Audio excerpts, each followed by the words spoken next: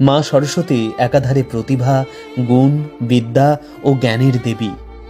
কথায় আছে না, বিদ্যান সর্বত্র পূজ্যতে। কিন্তু আজ একবিংশ শতাব্দীর এহেন দুঃসময়ে গুণী ব্যক্তির থেকে ধনী ব্যক্তির কদরই বেশি করা হয়। টাকার কাছে যেন প্রতিভার মূল্য খুব ফিকে হয়ে পড়ে। অর্থের বোঝা তাই সমস্ত মূল্যবোধের কাঁটাটাকে তুচ্ছ করে তুলাযন্ত্রের এক পাল্লা ভারী করে দেয়।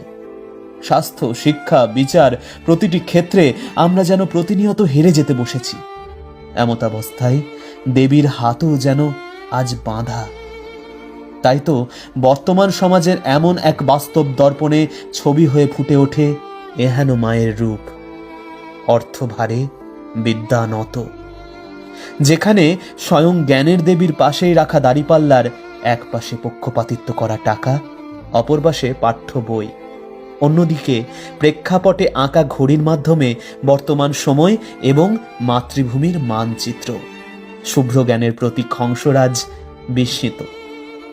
সর্বোপরি স্বীকার্য, এই উপস্থাপন শাস্ত্রমতে নয়, এটি শিল্পীর চেতনায় থিমের আকারে নির্মিত।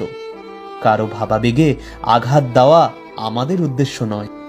আমাদের প্রতিমা শিল্পী হলেন শিল্পশ্রী যামিনী পালের পৌত্র শিল্পী অসীম পাল ও থিম ভাবনায় বা পরিকল্পনায় সৌমাভ পাল।